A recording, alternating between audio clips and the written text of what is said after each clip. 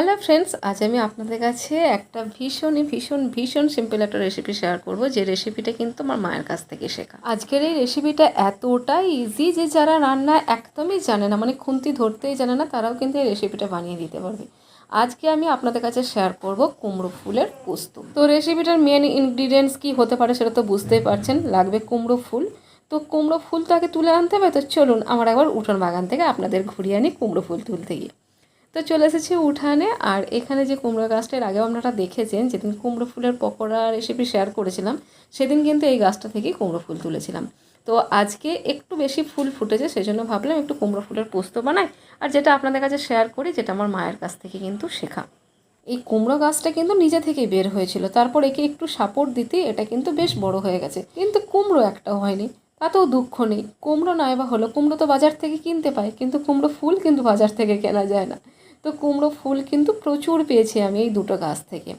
তো উঠোনে আর একটা গাছ, এটাও নিজে নিজে বের হয়েছে, সেই গাছটাতেও ফুল ফুটেছে, সেগুলোও তুলে নিলাম। আর চলুন আর একবার আমার পুরো বাগানটা থেকে আপনাদের ঘুরিয়ে আনি। এর আগেও কিন্তু আপনাদের বাগানটা আমি একবার দেখিয়েছি। এই দিকটা দিয়েও আরও দুটো তিনটে কুমড়ো ফুল হয়েছে, সেগুলো তুলে নিয়ে তারপর আপনাদের বাগানটা আমি দেখাচ্ছি। তো দেখুন, তারপর আমি চলে এসেছি ভেন্ডি তুলে নিতে। ভেন্ডিও কিন্তু এবছর আমাকে বাজার থেকে একদিনের জন্যও কিনতে হয়নি। এবার তুলে নিচ্ছি ঝিঙে। ঝিঙেটা কিন্তু খুব বেশি পরিমাণ না হলেও মাঝে মাঝে কিছু কিছু হারভেস্টিং কিন্তু আমি পেয়েছি। তো আজকেই যেমন দেখুন 3টে ঝিঙে পেয়েছি, কিন্তু একটা ঝিঙে না তুলতে একটু লেট হয়ে যায়, একটু পেকে গেছে দেখলাম। এবার এখান থেকে তুলে নিচ্ছি একটা চিচিঙ্গা, আর তার পাশে দেখতে পাচ্ছেন যে আর একটা হয়েছে ছোট, সেটা এখন ছোট আছে, এখন তুলবো না, ওটা এরকমই বড় হবে, তারপর ওটা তুলবো। তো চিচিঙ্গাও আমি কিন্তু এটা 3বার হারভেস্টিং করলাম। আর করলা কিন্তু আমি অনেকবার করেছি, কতবার করেছি সেটা আর মনে নেই, প্রায় 10-12বার কিন্তু হারভেস্টিং হয়েছে, কখনো 3টে, কখনো 4টে, কখনো 5টা 6টা এরকম করে কিন্তু। তো আজকেই দেখুন প্রায় 5-6টা কিন্তু করলা আমি পেয়ে গেলাম। তো দেখুন কতগুলো হারভেস্টিং হয়ে গেল।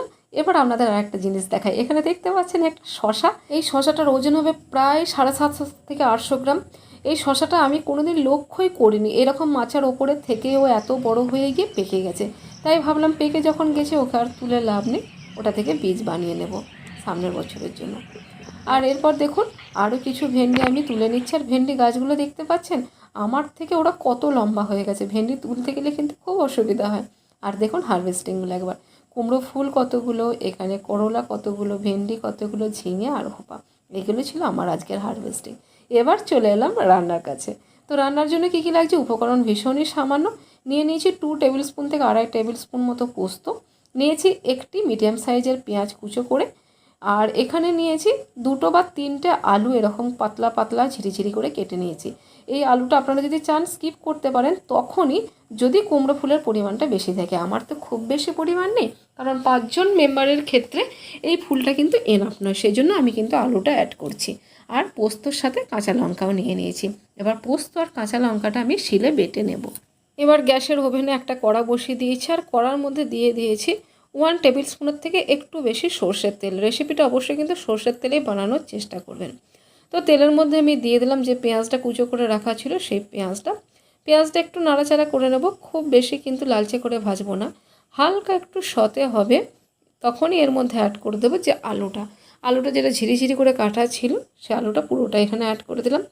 এবার ঢাকা দিয়ে দিয়ে আলুটা নরম হওয়া পর্যন্ত আমি ভাজবো। এবার এর মধ্যে পরিমাণ মতো লবণ দিয়ে দিলাম। এখন লবণটা দিলে কী হবে, আলু থেকে জল বের হবে, আর জল বের হলে কিন্তু আলুটা বেশ ভালো মতো সেদ্ধ হয়ে যাবে।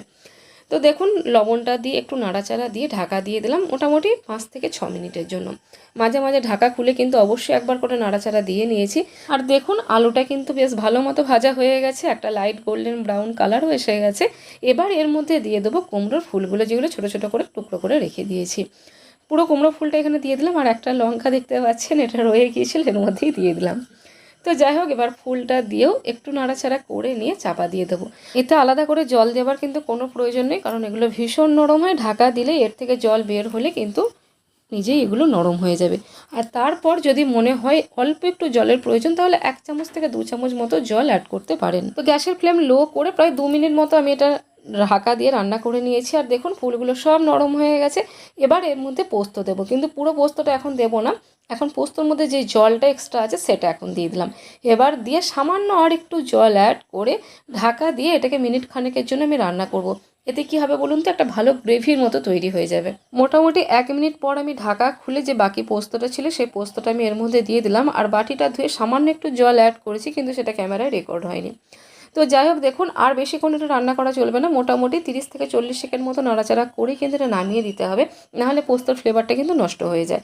আর এর মধ্যে নামানোর আগে দিয়ে দিলাম সামান্য একটু সর্ষের তেল, মানে কাঁচা সর্ষের তেল, যেটা পোস্তর ফ্লেভারটা বা টেস্টটা অনেক বেশি এনহ্যান্স করে।